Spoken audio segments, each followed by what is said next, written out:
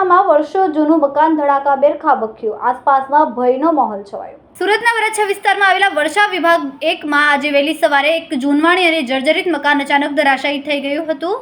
અવાજ સાંભળીને આસપાસના રહેવાસીઓ દોડી આવ્યા હતા। સ્થળ પર ભય અને ગભરાટનો માહોલ જોવા મળ્યો હતો। સદનસીબે મકાન ધરાશાયી ત્યારે અંદર કોઈ હાજર ન હતું, જેના કારણે કોઈ જાનહાનિ થઈ નથી। ધરાશાયી મકાન વર્ષોથી જર્જરિત હાલતમાં હતું। વિસ્તારના રહીશોએ પણ ઘણીવાર મકાનની હાલત અંગે મકાન માલિકને નોટિસ આપી હતી।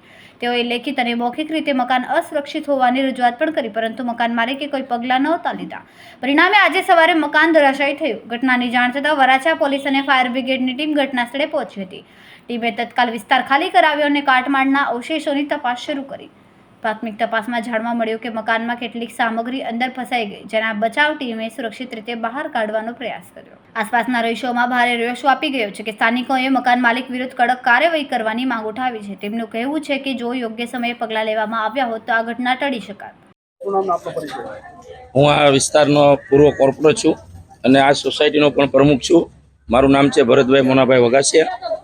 ભરતભાઈ, મકાન પડ્યું છે, અવારનવાર રજૂઆત કરી છતાં પણ કોઈ કાર્યવાહી ના, એ લોકો રિપેરિંગ કંઈ કરવાના હતા, કાંઈ ખાલી કરવાનું એમ કહેતા હતા, પણ હવે અવારનવાર રજૂઆત કરતા પણ સંજોગના હિસાબે મકાન માલિક પાસે ટાઈમ ન હોવાથી આ વસ્તુ રહી ગયેલી છે અને આ બનાવ બન્યો છે। આ રીતની ઘટના કેટલી ગંભીર કહેવાય છે?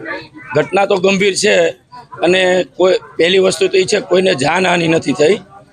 પહેલી વસ્તુ એ છે। આમાં કોની બેદરકારી કહી શકાય? બેદરકારી તો મકાન માલિકની કહી શકાય, બાકી કોની કહેવાય?